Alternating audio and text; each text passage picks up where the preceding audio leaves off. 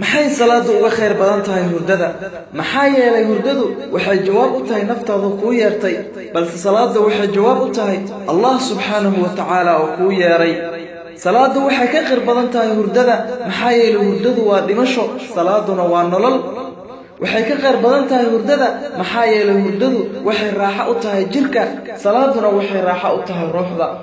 waxay ka khayr badan tahay hurdada maxaa yeelay mu'minka iyo gaalka hurdada way wadaagaan balse salaada mu'minka bis ayaa tukada dadka salaada subax tukada waa koox la waafajiyay khayrka wajiyadoodu way ifaan sujuudahoodu way iftiimaan waqtiyadoodu way barakaysan yihiin haddaad ka mid tahay Allah subhanahu wa ta'ala ku mahdi fadligaas uu siiyay haddaadan ka mid ahayna Allah subhanahu wa ta'ala ka bari inuu ayaga kugu daro maxaa salaada subax ka qurux badan fariidadeeda waajibka waxay ka dhigaysaa mid ku jira dimada Allah subhanahu wa ta'ala ayaa ku ilaalinaya sunnooyinkeeduna dunida iyo waxa dhex ahaadaba way ka khayr badan yihiin quraankeeduna waa mid mashhuud oo la xaadiro inna qur'aana al-fajr kana mashhuuda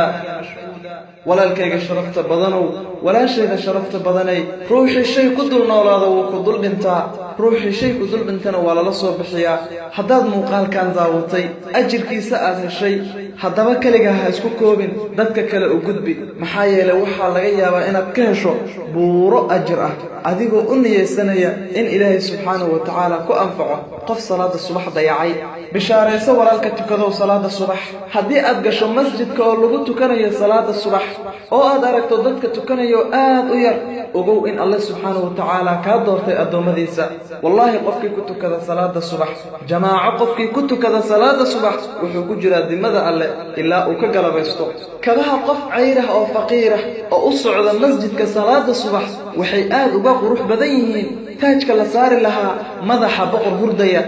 haddaad markaad rabtana iska hurdo markaad rabtana iska soo kacdo salaadahana aadan ilaalin muhiimadda aadan siinin weligaa murugo ayaad ku jiri doontaa maxaa yeelay salaada ayaan ayadu muhiim ku ahayn sida oo kale Allah subhanahu wa ta'ala muhiim uma tihid oo mar waliba murugooyin iyo dhibaatooyin ayaad dhaxda kaga jiraysaa